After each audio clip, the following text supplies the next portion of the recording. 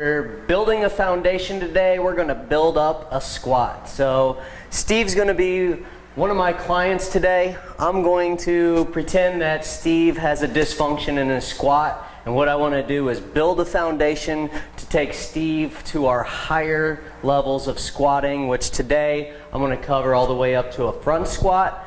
As soon as he's able to get through the kettlebell front squat, depending on which kind of situation you're in, if you're in a large group situation, typically you don't have barbells. We usually just stick with the kettlebells. However, we want to take Steve and just build up everything we want to do as far as the squatting pattern is concerned. So Steve, let's just have a profile view to the camera. Let's go ahead and just give me a dysfunctional squat.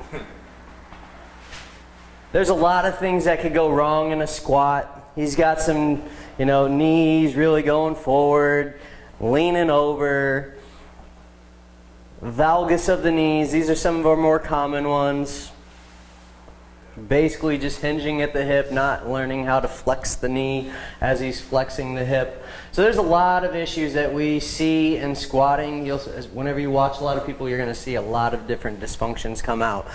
Whenever we see those dysfunctions, we want to check to make sure that Steve doesn't have a mobility issue going on. So there's a couple areas that typically restrict the squat. First thing I want to check is his ankles. If his ankles don't have the ability to dorsiflex properly, he's not going to be able to sit down deep in that squat and actually, if that ankle is not there dorsiflexion wise. So we're just going to check out his dorsiflexion. So what I'm going to do is I'm going to put it's roughly a fist in front of his toe. I'm going to put this right in front of the fifth metatarsal, and I want him to push the knee forward, keeping the foot flat. Okay, he's able to get the knee to the post, to the outside of the post, without the foot changing position and without the heel raising up. I'm going to go ahead and clear this side. So I would check both sides. That's pretty much where we're looking, is fist out in front, being able to reach that. If Steve would come up here and he'd be stuck, that almost always is going to limit a good squat. So we want to make sure, and then we would just apply different ankle mobility strategies to start to mobilize the ankle and move forward. The hip is another area that we see a lot of restrictions in. One of our favorite hip mobilization techniques is going to be a rock back. So I want you to rock back. We're going to adduct one leg out to the side, keeping the spine nice and flat. I want you to go ahead, rock back, spin the toe straight up. Good. And then I want you to rock forward without losing position in the spine. Push forward. Good. Now rock back. So Steve's doing a great job keeping his spine locked in, starting to mobilize through the hip. I'm just going to take him through about 6 to 8 reps of these. But for time's sake, let's just go ahead and move on to our next restriction. Our next restriction I see tends to be in the quad or front of the hip. So let's just go ahead, go through a quad stretch.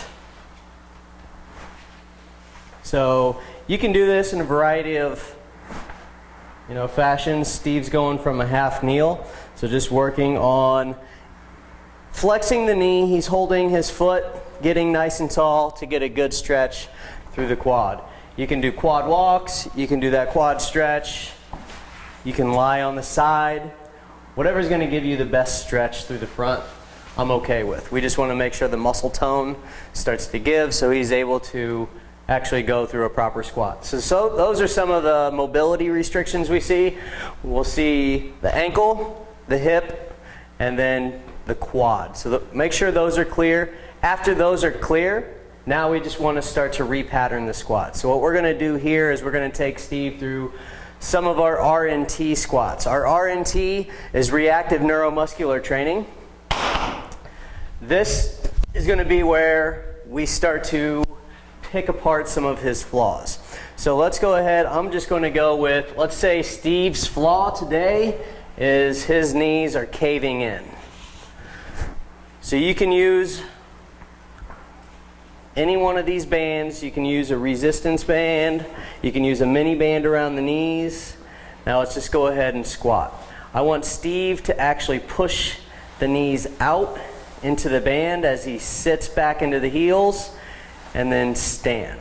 So the idea with RNT, just give me 2 more squats, Steve, is to feed the problem. His problem was knees caving in, so I'm using this band to push his knees in further. The idea here is to start to wean off of that tension. I'm going to start out with more tension, really making his knees cave in, but as he starts to improve on that, I'm just going to take some of that tension off and make Steve learn how to stabilize and control the knees on his own. So that's knee cave. Now let's just go into forward lean. So forward lean, you'll see this a lot as well, to where Steve's problem now is he's squatting and his torso would be falling forward. So go ahead, take a half step back, Steve. Good.